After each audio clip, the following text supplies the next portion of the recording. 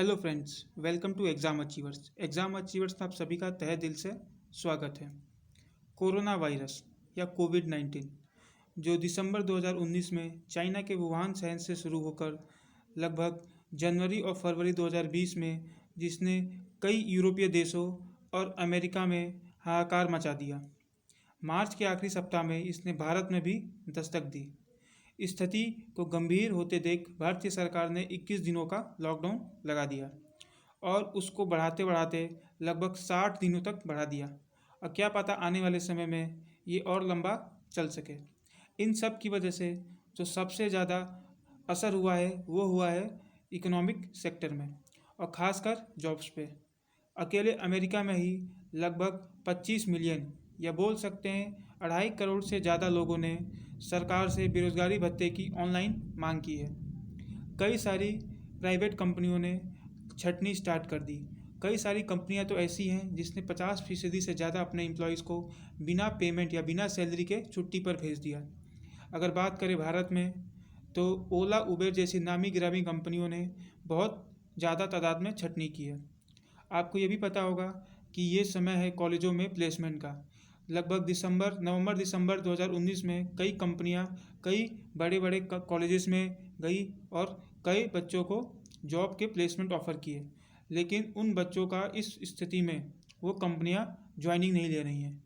इन सब को देखते हुए जो बच्चे सरकारी एग्ज़ाम की तैयारी करते हैं, खासकर उत्तर भारत में, उन सब के मन में संशय हो गया है कि क्या सरकारी नौकरी आने वाले समय में ख़त्म हो जाएंगी। आखिर सरकारी नौकरी का भविष्य क्या होगा। आखिर जो बच्चे सरकारी नौकरी की तैयारी करते हैं उनका भविष्य क्या होगा। इन सभी सवालों का जवाब जानने के लिए इस वीडियो को अंत तक जरूर देखें।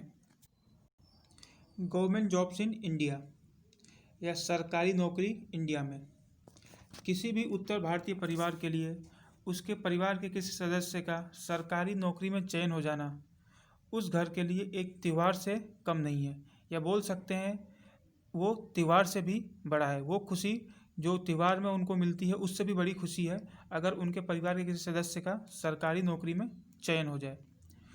पिछले दिनों में ये देखने को मिला है बैंकिंग सेक्टर में जो हालत ख़राब चल रहे हैं उसकी वजह से लगातार पिछले 4-5 सालों में बैंकिंग सेक्टर में वैकेंसीज में भारी गिरावट देखने को मिली है। और बात करें रेलवे की तो लगभग 4-5 सालों बाद रेलवे ने बम्पर वैकेंसीज अपने सेक्टर में निकाली थी। लगभग 2019 मार्च में आरआरबी ग्रुप डी और आरआरबी एनटीपीसी में 1,40,000 के आसपास वैकेंसीज निकली, जिसको लगभग 2.5 करोड़ बच्चों ने फॉर्म फिल किया और 1 साल से भी ज़्यादा समय हो जाने के बावजूद उसका एग्ज़ाम कंडक्ट नहीं कराया गया। और बात करें एसएससी और डिफरेंट स्टेट गवर्नमेंट एग्ज़ाम्स की तो उनकी स्थिति भी नाजुक ही है। इस कोरोना वायरस की वजह से वो परीक्षाएं टलती ही जा रही हैं और ना जाने कब तक टलेंगी। इन सब चीज़ों को देखकर जो बच्चे सरकारी नौकरी की तैयारी करते हैं उनके मन में डर बैठ गया है। उनको ये डर सता रहा है कि आने वाले समय में सरकारी नौकरी का भविष्य भारत में क्या होगा। तो मैं आपको एक बात बता दूं, सरकार में काम कभी भी ख़त्म नहीं हो सकता। यानी सरकार को सुचारू रूप से चलाने के लिए उसको काम करने के लिए एम्प्लॉयज़ चाहिए। यानी सरकारी नौकरी कभी भी ख़त्म नहीं हो सकती। बस ऑटोमेशन की वजह से ये सरकारी नौकरी कम ज़रूर हो सकती है, पर सरकारी नौकरी ख़त्म कभी नहीं हो सकती।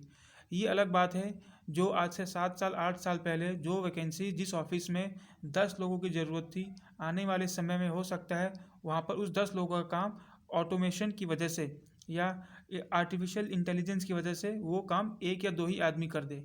तो नंबर ऑफ़ वैकेंसीज कम हो सकती हैं, पर ये ज़ीरो कभी भी नहीं हो सकती।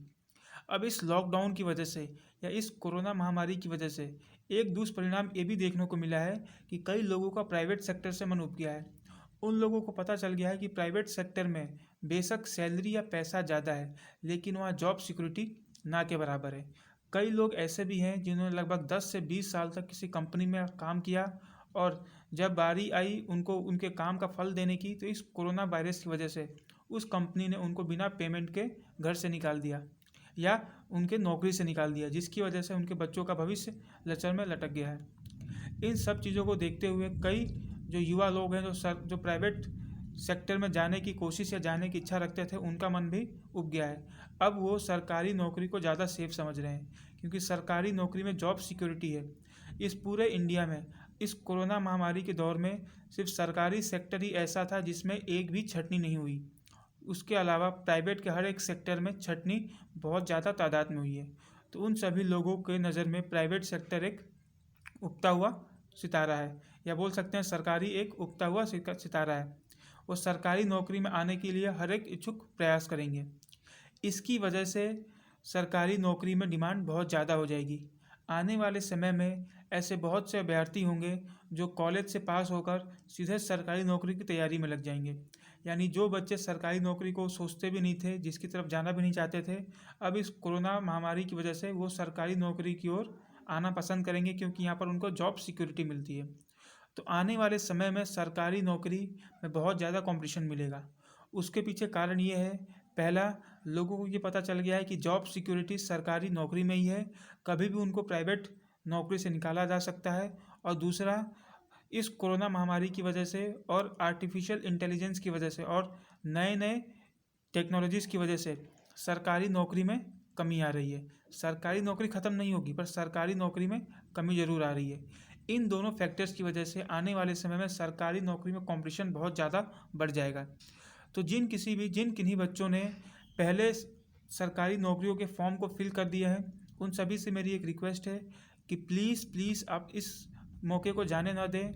आपके पास लगभग 1 से 2 महीना और बचा है, अपनी पूरी जान लगा दें और कैसे करके एक सरकारी नौकरी पालें, ताकि आने वाले समय में आप उस कंपटीशन से बच के रहें। वरना आने वाले समय में कंपटीशन इतना बढ़ जाएगा कि जिस नंबर पे आपको ये कट ऑफ देखने को मिलता था, हो सकता है वो कट ऑफ बहुत ज़्यादा एक्सटेंड हो जाए किसी पर्टिकुलर पोस्ट के लिए। तो आज की वीडियो में बस मैं आपसे इतना ही कहना चाहूँगा, और आपसे एक रिक्वेस्ट है कि अगर ये वीडियो आपको पसंद आती है तो प्लीज़ इसको शेयर करिए अपने दोस्तों में, इस वीडियो को लाइक करिए और हो सके तो इसको सब्सक्राइब करिए। अगर आपके मन में कोई डाउट्स है इस वीडियो के रिगार्डिंग और आपको मेरे से कोई क्वेश्चन पूछना हो, तो आप इस वीडियो के कमेंट सेक्शन में कमेंट ज़रूर कर सकते हैं।